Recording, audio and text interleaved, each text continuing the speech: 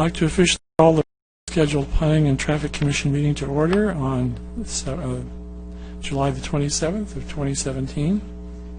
Please let the record reflect that all the commissioners here, with the exception of Chairperson Fuentes and Commissioner Carter. And we'd now to ask Commissioner De Almeida if he would lead us in the Pledge of Allegiance.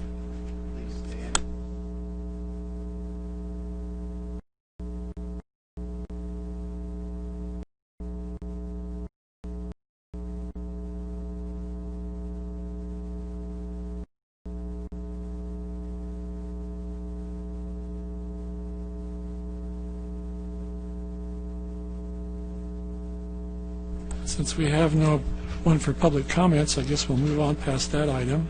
And that takes us to the presentation. We have the consent calendar. And we're looking for approval of the minutes of the Planning and Traffic Commission for July 13th of 2017. Do I have a motion to approve? Yes, you do. I'll second it. Go ahead and vote.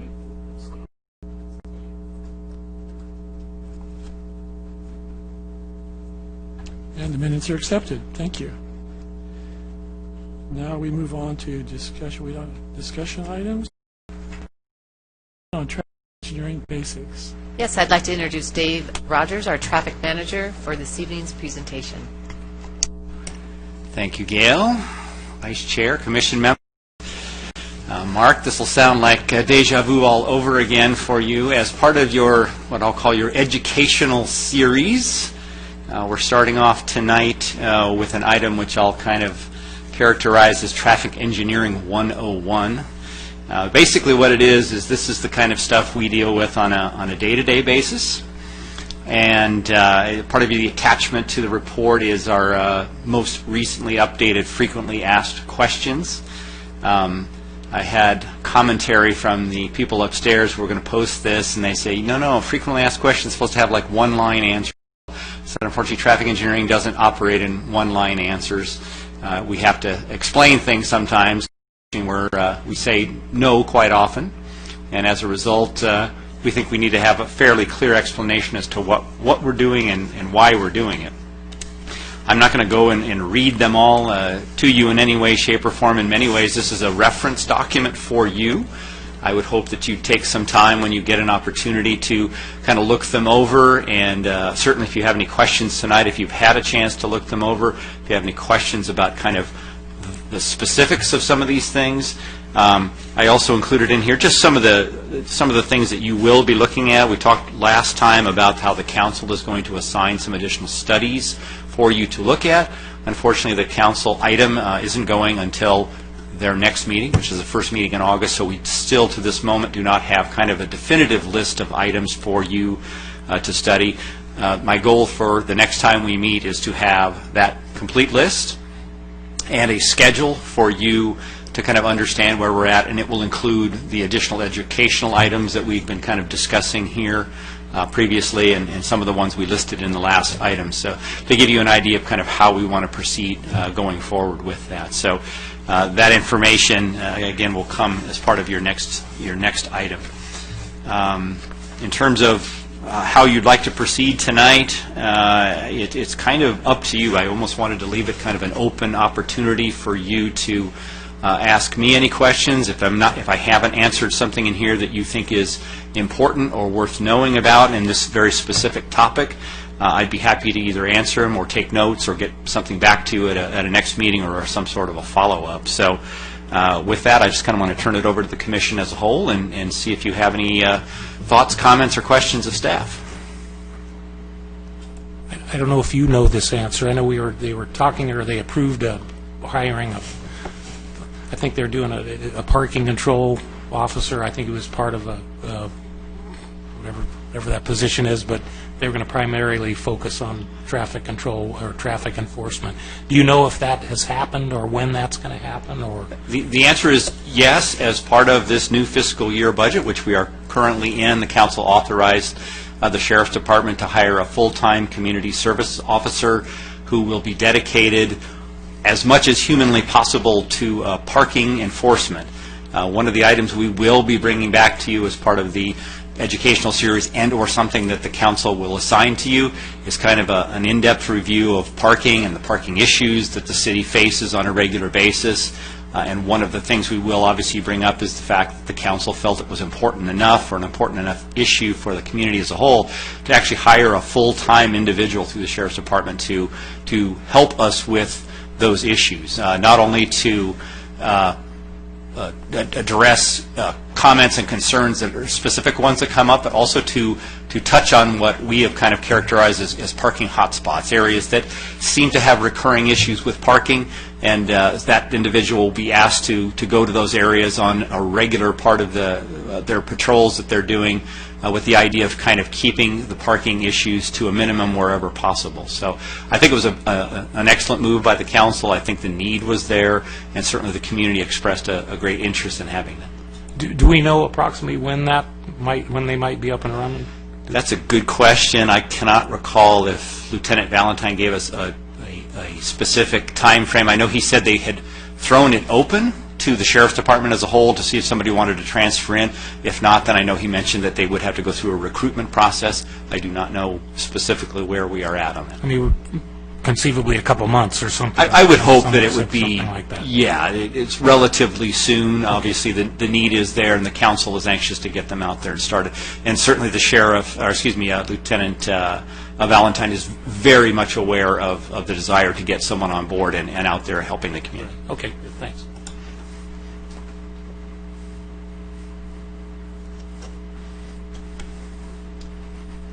I get questions periodically about people asking about traffic signals and what the traffic signal coordination is about and how that works. And we seem to have 2 or 3 different levels of traffic signal coordination. How does that work? Generally speaking, we use what we call time-based coordination, which is kind of the most elementary version of traffic signal coordination, where all of the controllers are set to a synchronized clock system, and then we measure or actually go out in the field and measure the speed of traffic and try to create a flow so groups of cars can get through a series of signals. Much of the work has been done through our OCTA half-cent sales tax, through the Traffic Signal Synchronization Program, or TSSP. Pretty much every major arterial in the city has been a part of that program over the last 5 to 6 years. We're finishing up several now.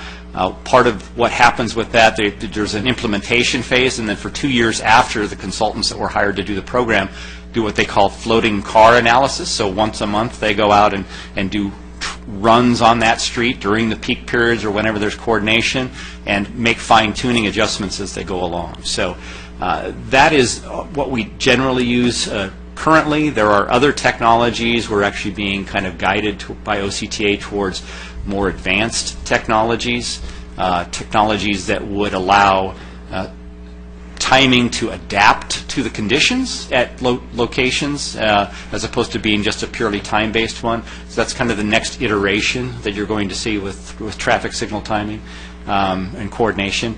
One of the things we're trying to do with that is to, as we always talk about, squeeze the most we can out of the system that we have. And traffic signal coordination is considered has a very high cost-benefit ratio. Not a lot of money, a lot of value, and a lot of good comes out of it. But we do try to tell people, and there's some information here, we can't coordinate in both directions at the same time because we can't really bend time and space, but we do what we can with that. We also try to remind people that if you're coming off of a side street, for instance, and jumping onto a major arterial, it takes a couple signals for you to kind of catch up. So we can't plot everybody's path and make a perfect thing for them out there, but it's most beneficial when you're on a single roadway for an extended period of time. That's when you get the greatest benefits from coordination. So basically the synchronization is most always, like on a toll road, it's all based pretty much on time? Or?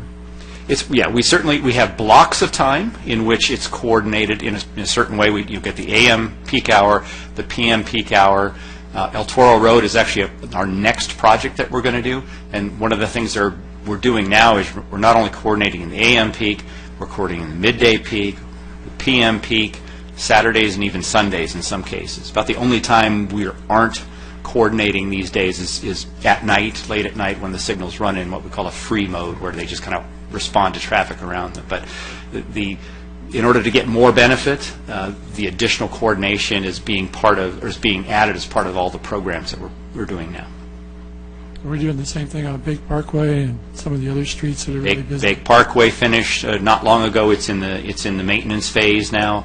Alton Parkway is just about to go into its maintenance phase. Lake Forest has probably been the one that's longest. I think that's been in place for about 5 years. We do look to go back and redo the coordination in addition to updating equipment as part of the OCTA program. We consider it a great value. We spend 20 cents on the dollar OCTA, and our half-cent sales tax pays the other 80.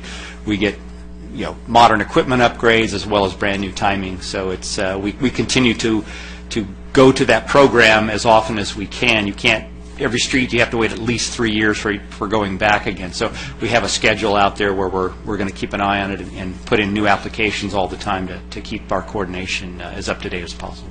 So how do left-hand turns affect the operation of the signals? If nobody's doing a left-hand turn for a while, does that change the timing, or how does that work? There's a lot of subtleties in there, and trust me, I'm not even an expert in all of this stuff. There's a little bit of science, a little bit of black magic in there. What happens sometimes if you don't have vehicles waiting on specific movements, it gives extra green time to the through movement. That extra time just goes back to the through movement. Okay. Because it's always been kind of interesting, is that like El Toro Road's not very busy, there's not a lot of people turning left, it goes really quick. And as soon as you start seeing cars back up, then all of a sudden you get a lot more red lights, apparently, as it tries to manage the traffic. It does, and we can, just as Commissioner Armando will attest to, we actually we tend to bring you a kind of an educational item, a little bit about traffic center coordination and how that works. Have some graphics for you, kind of showing how the cars can progress through intersections and things like that. So we certainly will be bringing back a more in-depth item for you to review. So in the future, you say that right now it's mostly timing. So what are the other technologies out there that you're kind of looking at? The next level is called adaptive signal control, which is right now the coordination is what I'll call blind. It doesn't really see what's happening in the real world out there.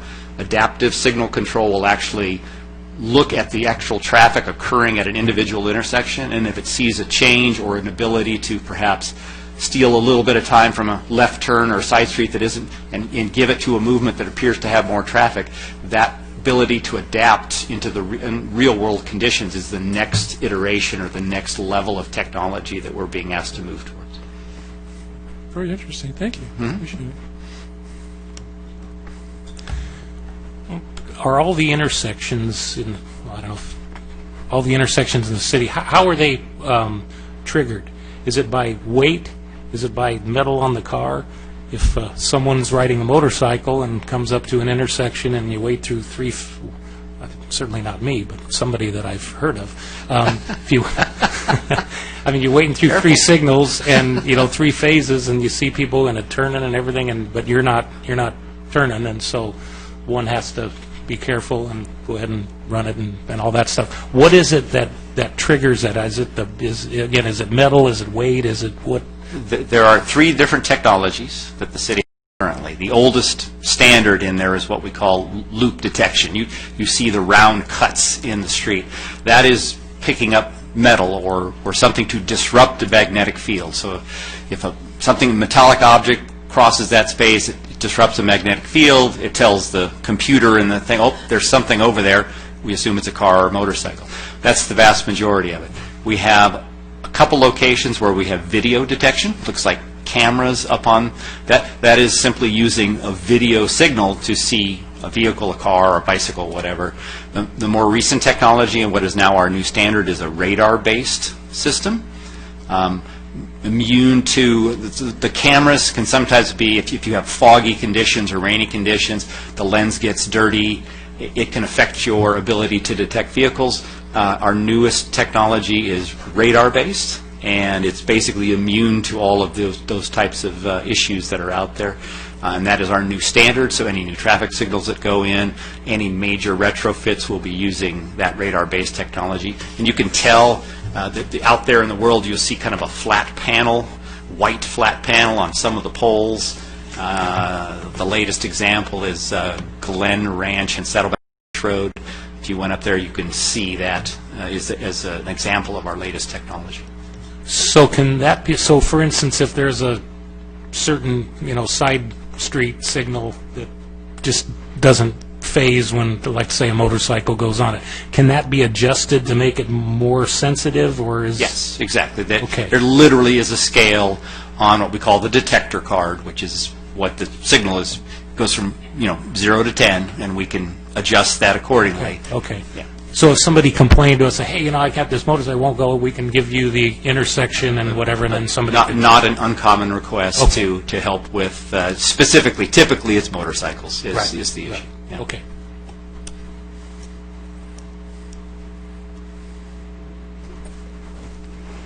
Hi. Don't know where to start. More congested cities, we have this AM, PM peak hours, and I notice in some of them they last like 2 hours and 15 minutes. Is ours just 1 hour, or is our peak hour longer than that? Well, just to give you an example, in the traffic engineering world, we always look for the peak hour. But in terms of, in terms of coordination, we consider it a peak period, and so that typically is about 3 hours, depending on where we're at. 4 to 7 in the afternoon is kind of a very typical PM peak period. The morning peak can run anywhere from 6:30 to about 9:30, sometimes a little bit less. The morning tends to clear out a little quicker than the evening because everyone is all headed and all want to get to wherever they get in a really short window. Everyone kind of streams home a little bit. So we consider it peak periods is what we look at for coordination. But from analysis purposes and things like that, level of service in our intersections and things like that, we look for the one peak hour is where we usually use as our worst case to determine kind of the operating conditions at an intersection. Another question, if a citizen suspects that there is a van parked on a public street, and that person suspects that there's someone sleeping in it overnight, what should they do? Call the non-emergency number or the sheriff's department and have them go out and investigate. Okay. Okay.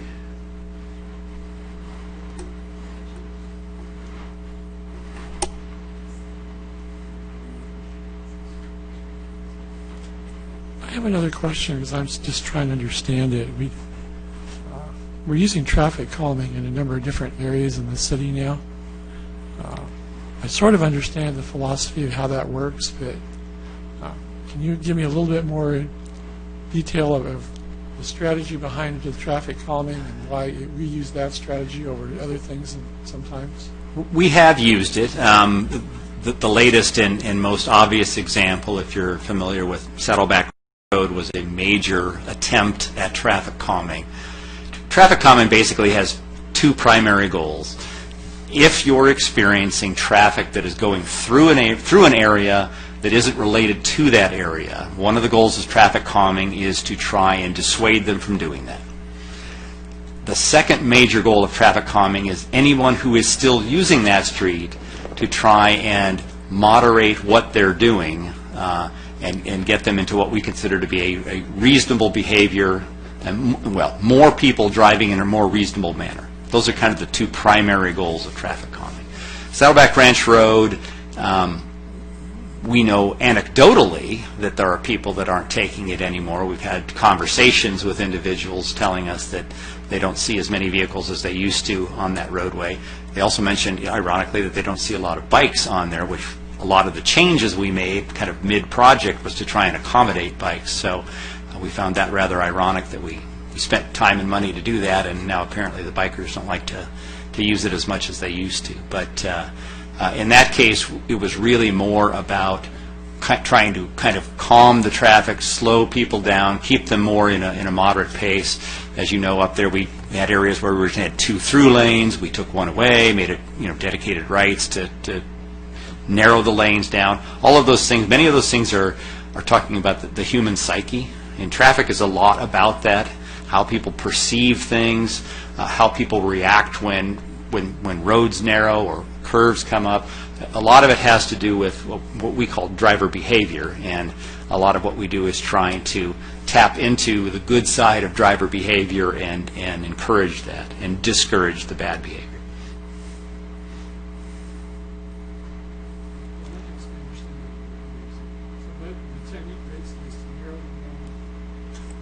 The technique is basically kind of narrow the road, make it not so appealing to go fast on it. That is, in essence, what you are trying to do with that. You are trying to create a sense in a driver's mind that it just feels narrower. And what typically results from that is a moderation of speed. Sometimes it's almost imperceptible. Sometimes it's significant. In my career, I've seen both. But that is, again, the idea is we as human beings are entering something that feels narrow. And it doesn't matter if it's a tunnel or just a sense that you get that, whether it's physical medians or something. Your tendency is to want to drive just a little bit slower and just moderate what you're doing. It's part of it's that sense of self-preservation. You want to make sure you literally stay between the lines sometimes. Yeah, well, because of this, the protruding right-hand turns and everything, when I drive down there, I'm real edgy about going too fast because it doesn't feel as, to me it doesn't feel as safe, I guess, let's put it that way. But it makes you see it, and you feel more cautious when you're doing it, or you act more cautious. Yeah, right? it's accomplishing that goal for sure. Yes. But I'm not sure I understand how the bike lane situation works there, because it seems like with all the protruding right-hand turns and things, it makes it kind of difficult for the people on bikes. Well, of course, I think everyone here could agree that Saddleback Ranch Road was never for beginners. No. That has got to climb like you cannot believe on that particular piece of roadway. And we recognize that the people that ride on the street, they're hardcore riders. It's not mom and dad with a little trailer in the back, and so we're talking about hardcore riders who are used to engaging and interacting with real traffic at higher speeds. Part of the reason we put the bike lanes in, if you recall, was really to create some sense of separation between the street adjacent sidewalk and the travel lane, where before that striping wasn't there and cars were getting a little too close to the sidewalk, and so one of the goals was to, again, create that sense of space. Right. And squeeze the cars more towards the center of the road. And again, based on our feedback, it does appear that people think that did accomplish its primary goal, and they felt more comfortable walking on the sidewalks, and that the cars were, for the most part, staying within that new confined space. Well, it seems to be working.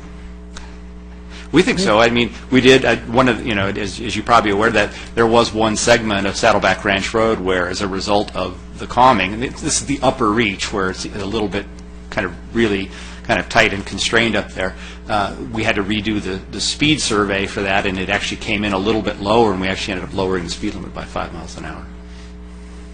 One question that I'm real curious about, I've noticed now, especially, I live over by Rancho Cañada Elementary School. Mm-hmm. And down there at Shasta Lake, they've got this bicycle symbol, and you already added the extra right-hand turn lane there. Right.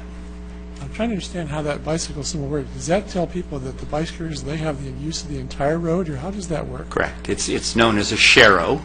There's a painted symbol, yeah, and then there's a sign on the side of the road. And basically what it says is, through this area, bicyclists have the right to basically ride down the middle of the lane in order to make it through that section. As you're aware, when we changed that striping years ago to kind of improve some sight distance at that intersection, you have a situation where the lane is quite wide, and then as you approach that lane from that direction, it gets quite narrow, and you're trying to have both bicyclists and drivers understand that this narrowing is occurring, and it's okay for the bike to kind of move over and take that space through that short section through there. So that's really what we're trying to convey with that information. So that's only used in unique situations, and it's not, we're still typically doing bike lanes where the street allows it, or? The bike lanes are preferred wherever they can be accommodated, because we all recognize the typical difference in speeds that are typical between bikes and cars. So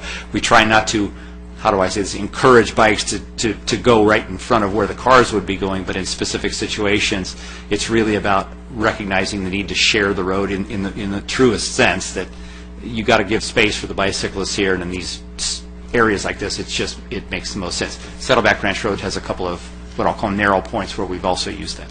Okay, well, thank you, that's very informative, appreciate it. Westbound on El Toro Road, Thank you for getting the direction right, by the way.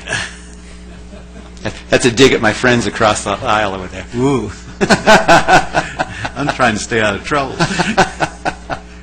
Westbound on El Toro Road at the Rockville intersection, the two right-hand lanes seem to constantly backed up. Correct. That people are turning into the shopping center, into the Home Depot, into the 99-cent store and all of that, and it always, no matter how free-flowing the other lanes are, those are always congested for at least a block long. Is there anything, I know somebody came up to the podium and they talked about increasing the right-hand turn there. Does that make any sense, or what can be done to fix that? Well, obviously when that project was done with the arbors down there and the roadway was widened extensively, they took advantage of everything they could in terms of space. What you're describing, if you have a lot of heavy right turn traffic at various driveways and stuff along there, the normal solution is a dedicated right turn lane to get that traffic out of the way of the through traffic. Unfortunately, there's just no space left out there to do something like that. And you are going to have in any type of commercial area like that kind of slowing activity in those right lanes. I think part of it too, and of course as you're approaching the freeway, people are setting themselves up to go on the freeway, and so you tend to get what we call unbalanced lanes based on what the demand is in front of them. And so I think you're going to see that as it's kind of a typical situation when you have those kinds of conditions along there. So I don't have a solution. Like I said, normally from the engineer in me would just simply say, well, we need to see if there's a possibility to create a dedicated right turn lane if the volume is high enough to get that out of the way of the through traffic so it can move more efficiently. Appears to be no space, though. That is correct. Unfortunately, That's locked up. it was some of, those were reasonable choices that were made out there. I mean, you could imagine a world where you would have only had to say 3 through lanes, and the number 4 lane, or what we'll call the number 4 lane now, could have been a series of right turn lanes into shopping centers and things like that. But somewhere long before I got here, obviously, but there was traffic studies done, a decision was made that that space you'd be better off sharing it with some through and a lot of rights, as opposed to perhaps making it just for a series of dedicated right turn lanes into shopping centers. Some time ago, I heard the intersection of El Toro and Interstate 5 westbound that Caltrans was looking at reconfiguring that on-ramp. There is money in our M2 or Measure M2 monies. A special project fund was set aside to rework the intersection of I-5 and El Toro. And in fact, I literally this afternoon came away from a study to look at a series of options for the improvement of that interchange. And some of them are fairly creative, some of them are pretty expensive. But they're working towards narrowing it down to a couple of alternatives, and then they'll do further study. Originally, we had hoped that project, which the El Toro Interchange project is a standalone funded project, we were hoping to roll it into the proposed widening project that's coming along. And OCTA basically said, yeah, we don't think we can fund it. We'll have to wait. So the project study work that's going on right now, it looks as if we would not actually begin construction on that under the current circumstances until about 2022 or 2023. Because the freeway project is going to start in about 2018-19 and take about 4 to 5 years, and at this point they're looking for the interchange project to follow that. Doesn't mean we shouldn't be doing what we're doing, which is trying to find the best configuration out there and to make the project what we call shelf ready, because if some money falls out of the sky somewhere, maybe we would figure out a way to integrate it with the widening project. Is the proposal pretty extensive? Because I don't know how they're going to squeeze something in there. there are some very creative ideas. I cannot quite share them with you yet because You have to the wait. council and others haven't seen them. We need to make sure we share them with them. But there's some, so there's bridges, there's flyovers, there's curvilinear ramps, there's a whole lot of different ideas. Sometimes it's interesting to see when you unleash engineers on a flat plane and say, hey, go give me some thoughts on this, and some of the interesting things that come back. Continuing the discussion on El Toro Road, there's a couple of areas. I think I've been instructed not to say dangerous situation or. Yeah, but I failed to give you your list of don't words. I'll make sure I try and include that in Okay. here. We have conditions, and we have situations, and we have issues. okay, let's see. Situation fits. Thank you.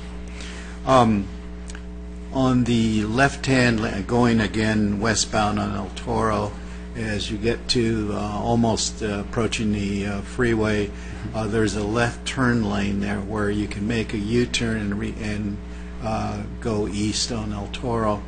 And there's cars there that wait for that signal, and they start turning, and there's cars doing a right-hand turn off that ramp that for some reason don't think there would ever be a car coming out of there. And I've seen several situations which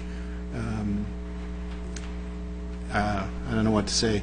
Well, you typically have that potential conflict between, Yes, those conflict, yeah. When the U-turning vehicle has a green, the right turn off the freeway has a red arrow. They shouldn't be turning, But they are. but they are. So we're actually going to be adding some additional, I think you probably have seen them, those LED signs with a big no right turn Yeah. that come on at that same time. We're going to be putting two Yeah. in that direction, and actually coming off Bridger in the opposite direction, there's also a no right turn on red restriction. And so we're going to put up those units to try and really make it clear, we don't want you turning at that time. So it doesn't mean they won't, but we're going to, it's a belts and suspenders approach. We're trying to make sure that we give them every opportunity to do what's right, to avoid a ticket, to avoid a conflict.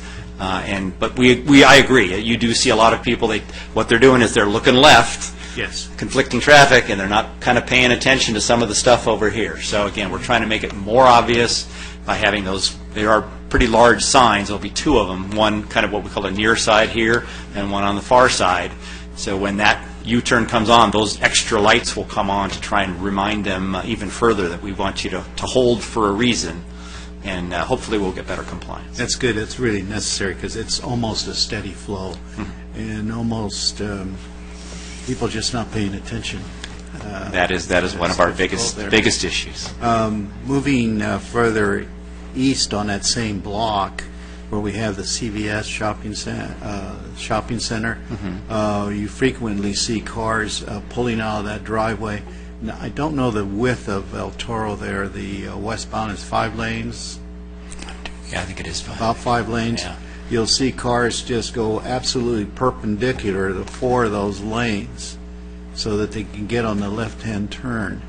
Is there anything that we could, every time I see that I go, oh boy, almost to the point they're almost driving in the opposite direction to get around cars to get into that. Is there something that can help prevent that? Well, it's as long as the drivers have a steering wheel and a gas pedal and brake, we have to recognize there'll be things that will happen like that. And again, it's really a matter of what their goal is, so to speak, in terms of trying to get to wherever their next destination is. And so you do see that in modern design. You try to avoid those kinds of situations. Tight spaces and driveways near freeways across multiple lanes like that. But in some cases, we get to live with whatever the conditions are out there. And that's a very tough area in terms of where people want to go. And as you know, like you say, when you're approaching westbound, you're approaching the freeway, you have as you cross Rockfield, for instance, you have the 2 lanes that are headed for the freeway, and then you've got people coming off of Rockfield on that free right who don't want to go on the freeway, and they're crossing over those lanes to try and get that. So you've got that mixing and the mixed flow out there. In terms of what you could do, there really isn't much, and you really rely on individuals to make rational and reasonable decisions out there.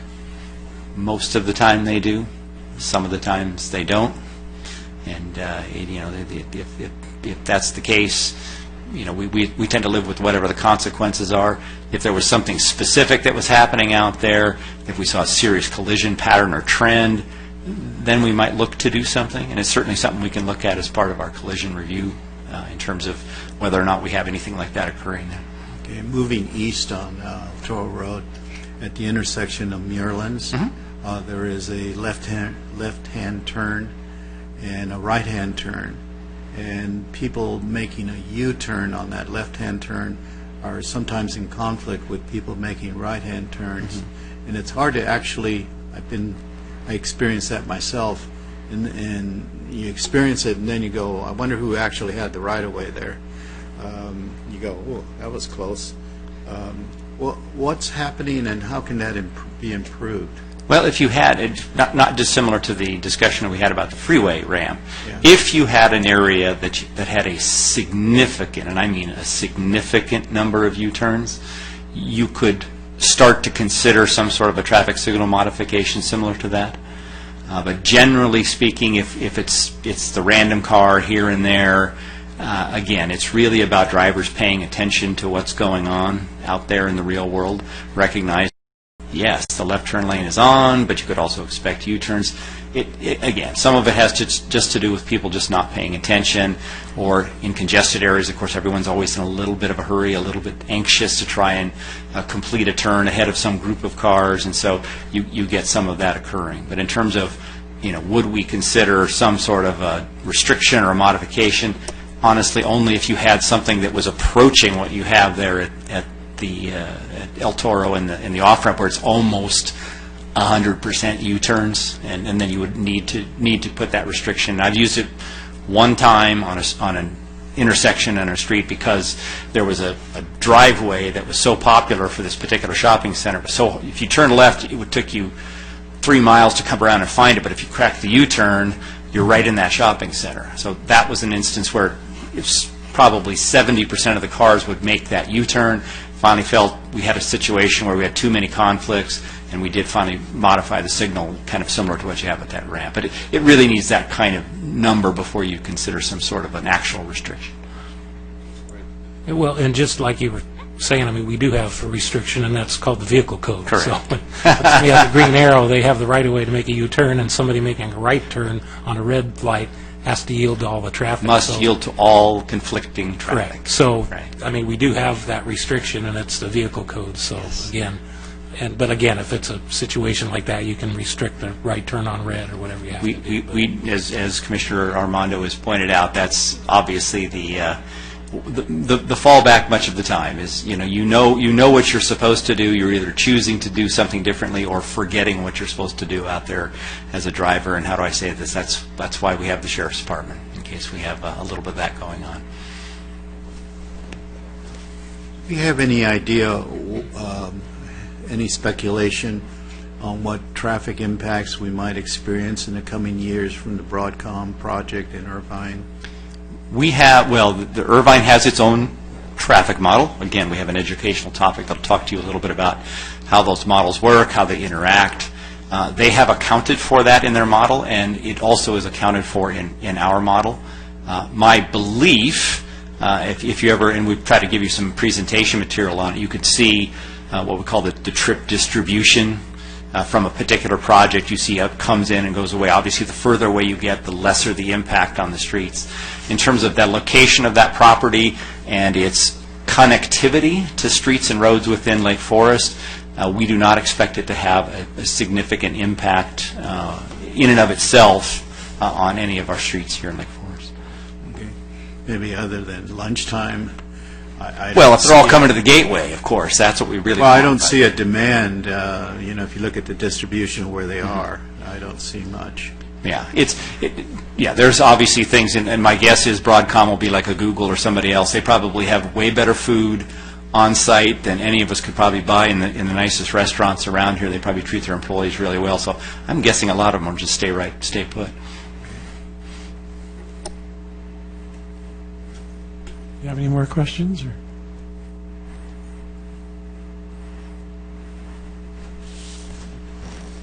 One last question, and I guess we're just about out of questions tonight. The Baker Ranch development, what type of traffic issues have you seen come out of that now that we're starting to see more and more people move into that area? Is that impacting our streets significantly? I will just tell. I'll just relate the two issues we've seen come out of it. One has to do with a particular roadway that connects over to Commerce Center here from the development.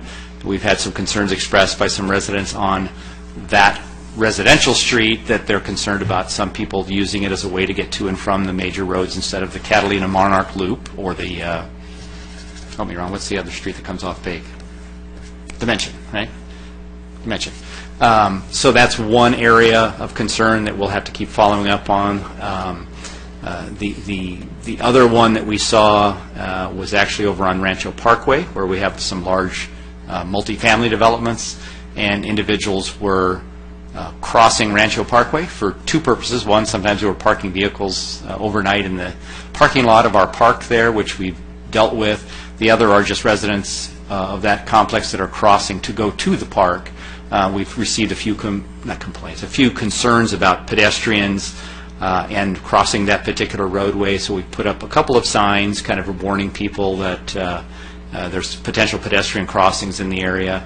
There is no justification for a traffic signal or other controls, but we expect that to continue to be an ongoing concern by some residents. We've had 2 or 3 individuals kind of approach us about that, and we talk to them about some of the things we can and can't do and what does and doesn't make sense. And obviously we always suggest, and even though we recognize it's not convenient, you can go to the signal, which is a ways down, but you can use that as a way to cross back if you want to make that choice. So we always try to offer that to them. But other than that, it's a fairly well-designed area when it comes to traffic. Obviously, it's got that traffic circle in there, which we think actually works quite well.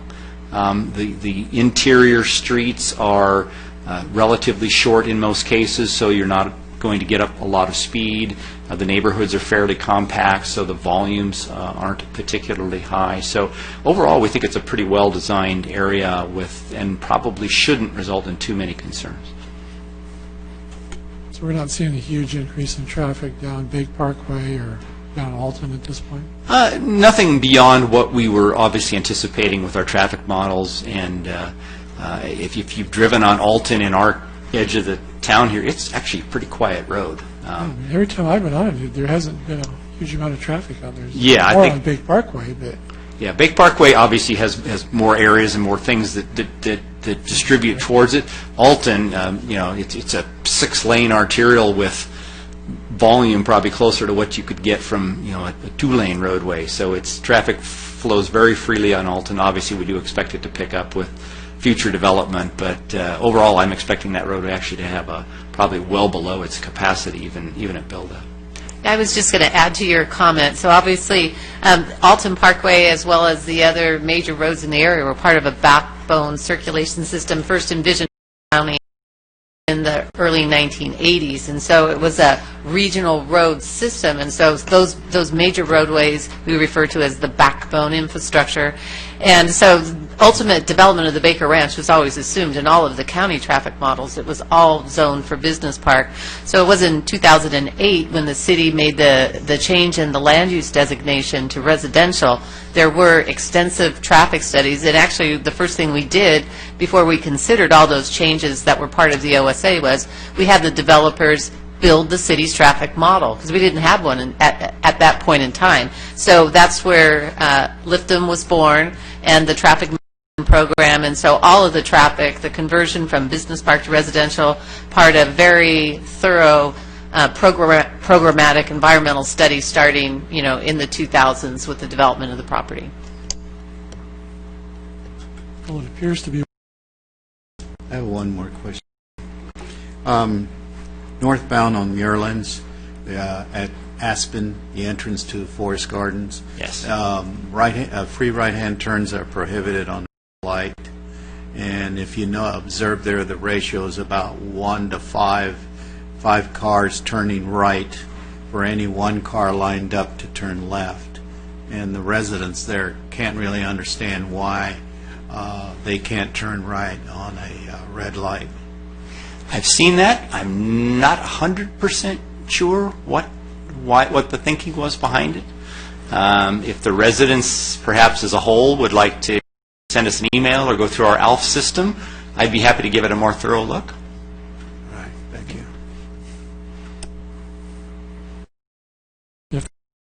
We'll move on. Do we have any other discussion items that we need to cover?